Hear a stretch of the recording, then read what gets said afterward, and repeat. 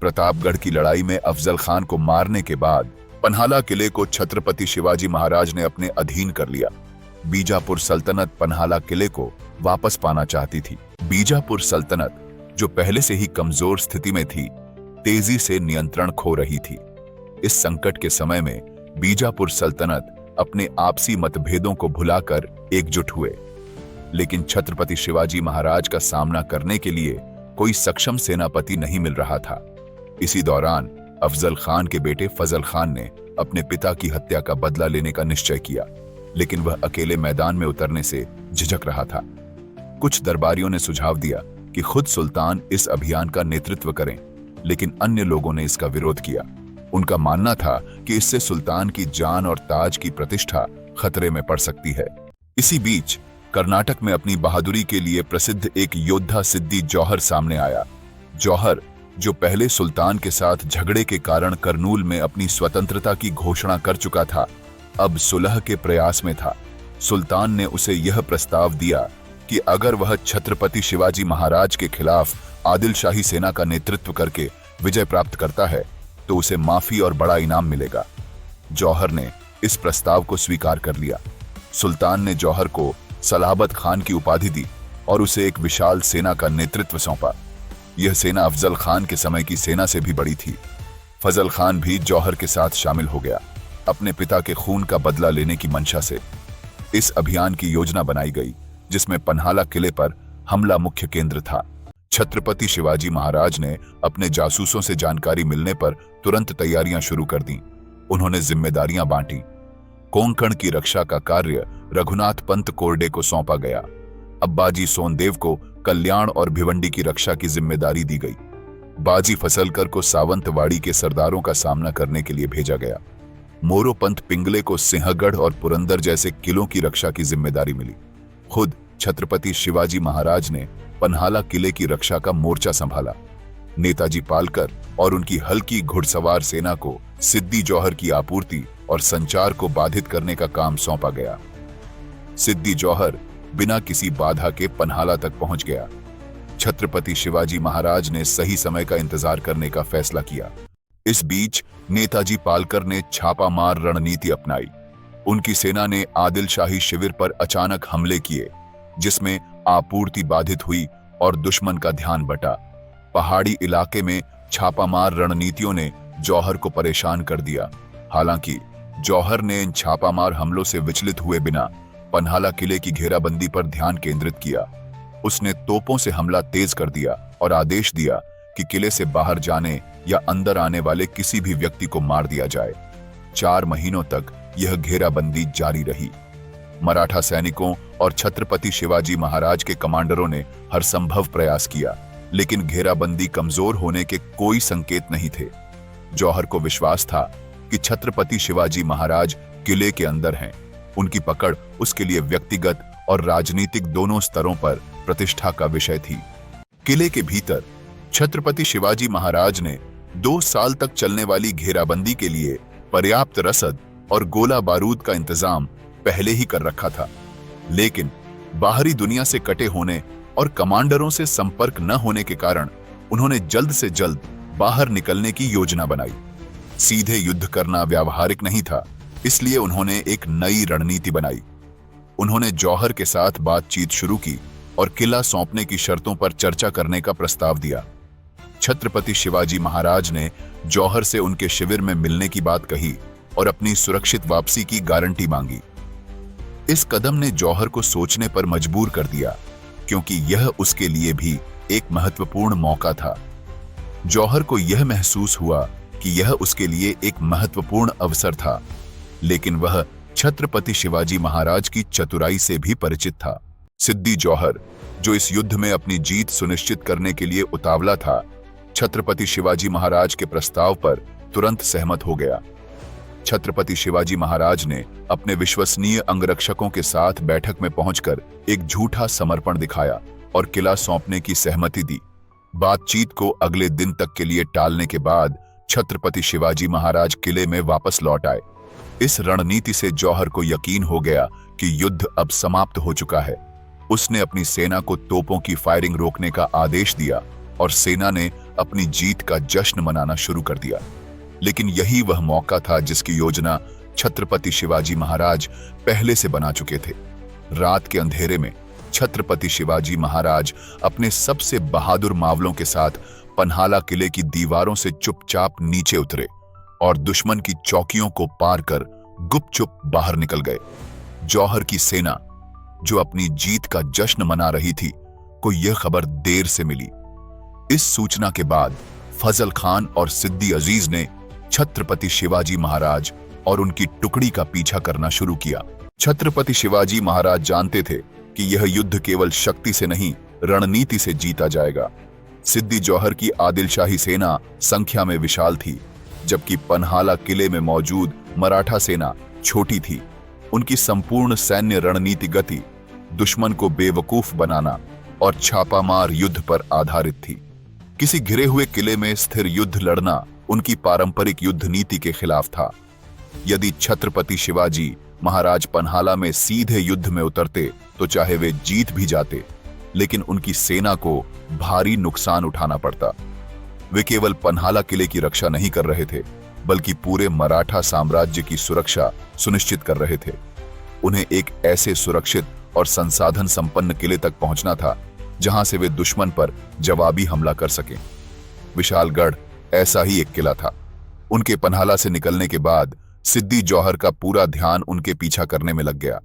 इसका लाभ उठाकर किले के बाहर मौजूद मराठा सेनाओं ने दुश्मन की आपूर्ति लाइनों पर हमला कर दिया और छापामार रणनीतियों ने आदिलशाही सेना की घेराबंदी को और भी मुश्किल बना दिया। जैसे ही छत्रपति शिवाजी महाराज विशालगढ़ पहुंचे, आदिलशाही सेना ने अपना रणनीतिक लाभ पूरी तरह खो दिया।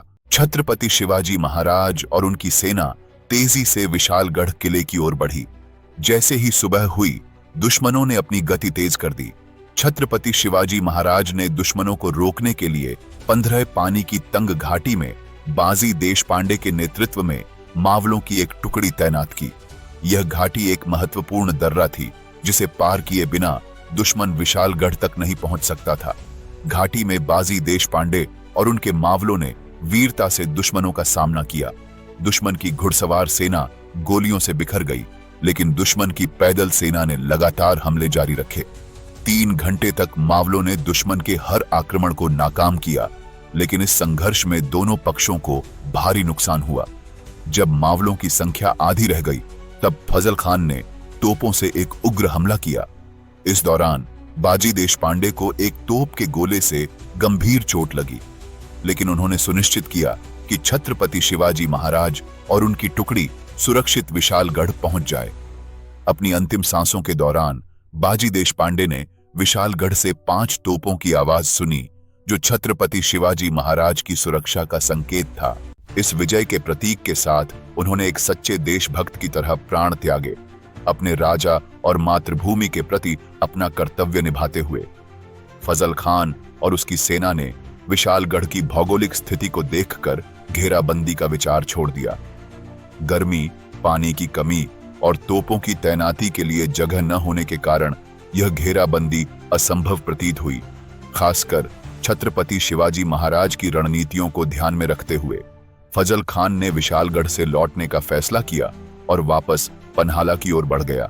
इस बीच पन्हाला में मॉनसून के आगमन और छत्रपति शिवाजी महाराज के भागने की खबर से सिद्दी जौहर की सेना का मनोबल टूटने लगा। किले में छत्रपति शिवाजी महाराज द्वारा छोड़े गए रघुनाथ बल्लाल ने अद्वितीय नेतृत्व दिखाया। छत्रपति शिवाजी महाराज द्वारा भेजी गई सुदृढ़ बलों ने दुश्मनों की आपूर्ति लाइनों पर हमले करना शुरू कर दिया। रघुनाथ बल्लाल और उनकी सेना ने न केवल दुश्मनों की तोपों को नष्ट किया, बाहरी मावलों ने भी दुश्मनों पर पीछे से प्रहार किया, जिससे उनकी सेना पूरी तरह से बिखर गई। सिद्दी जौहर और फजल खान, जो छत्रपति शिवाजी महाराज को पकड़ने में असफल हो चुके थे, अब हताशा की स्थिति में पहुंच गए थे। उन्होंने आखिरी प्रयास के तहत रघुनाथ बल्लाल को रिश्वत देकर अपनी ओर करने की कोशिश की। उन्हें उपाधियां और जागीर देने का लालच दिया गया, लेकिन रघुनाथ बल्लाल अडिग रहे। इस बीच मॉनसून की तेज बारिश का समय नजदीक आ रहा था। सिद्दी जौहर के सामने एक कठिन निर्णय था, या तो बीजापुर लौट जाए या बारिश के बाद घेराबंदी जारी रखे। लेकिन उसकी सेना जो पहले ही थकी और हतोत्साहित हो चुकी थी, ने बारिश के बीच किले के पास रुकने से इनकार कर दिया। अंततः जौहर को मजबूरी में अपनी सेना को वापस बुलाना पड़ा। इस अभियान की विफलता ने बीजापुर के सुल्तान अली आदिल शाह को निराश कर दिया। जौहर की विशाल सेना, जो छत्रपति शिवाजी महाराज को पकड़ने के लिए भेजी गई थी, बिना किसी सफलता के लौट आई। इस असफलता ने न केवल जौहर की प्रतिष्ठा को धूमिल किया, बल्कि छत्रपति शिवाजी महाराज की ख्याति को पहले से कहीं अधिक ऊंचा कर दिया। बीजापुर लौटने के बाद जौहर एक कमजोर और पराजित सेना के साथ दरबार में हाजिर हुआ। सुल्तान, जो पहले से ही क्रोधित था, दरबारियों की जलनखोरी और षड्यंत्रकारी बातों के प्रभाव में आ गया। उसने जौहर पर गद्दारी का आरोप लगाया। सिद्ध जौहर के बीजापुर लौटने के बाद छत्रपति शिवाजी महाराज राजगढ़ में रुके। वहां पे तानाजी और अन्य मराठा सरदार एकत्र हो चुके थे। सभी को यकीन था कि शाइस्ता खान, जो चाकनगढ़ पर हमला कर चुका था, जल्द ही कोई बड़ा कदम उठाएगा। उधर आदिल शाह भी छत्रपति शिवाजी महाराज के खिलाफ बदला लेने की तैयारी में था। मराठा सरदारों इस बात की आशंका थी कि यदि आदिल शाही और शाइस्ता खान ने हाथ मिला लिया तो स्थिति और भी विकट हो सकती है। मगर छत्रपति शिवाजी महाराज इस संभावना को पूरी तरह से नकारते थे। उनके अनुसार यदि औरंगजेब वास्तव में आदिल शाह की मदद करना चाहता तो शाइस्ता खान मराठा क्षेत्रों में लूटपाट में समय बर्बाद नहीं करता। वह सीधे पन्हाला की ओर कूच करता जैसे ही उसे यह पता चलता कि आदिल शाही सेना ने किले को घेर लिया है। हालांकि यह साफ था कि आदिल शाह और शाइस्ता खान शांत नहीं बैठने वाले थे, लेकिन फिलहाल वे कोई सीधा कदम भी नहीं उठाएंगे। इस परिस्थिति में छत्रपति शिवाजी महाराज ने एक रणनीतिक योजना बनाई। उनका मानना था कि यदि आदिल शाह के साथ सुलह का प्रयास किया जाए तो उसे शांत किया जा सकता है। बीजापुर की स्थिति फिलहाल अच्छी नहीं थी। अफजल खान की मौत, फजल और सिद्दी जौहर की हार और मराठों द्वारा उनके इलाकों से वसूला गया कर, इन सभी घटनाओं ने आदिल शाही सल्तनत को कमजोर कर दिया था। जब छत्रपति शिवाजी महाराज सिद्दी जौहर के चंगुल से निकले थे, तभी आदिल शाही दरबार में असंतोष की लहर थी। अब सिद्दी जौहर की जगह रुस्तम जमान को सेनापति नियुक्त कर दिया गया था, जो छत्रपति शिवाजी महाराज का मित्र था। छत्रपति शिवाजी महाराज इसी मित्रता का लाभ उठाकर बातचीत शुरू करने की योजना बना रहे थे। उनकी सोच थी कि यदि पन्हाला का किला वापस कर दिया जाए तो आदिल शाह संतुष्ट हो सकता है।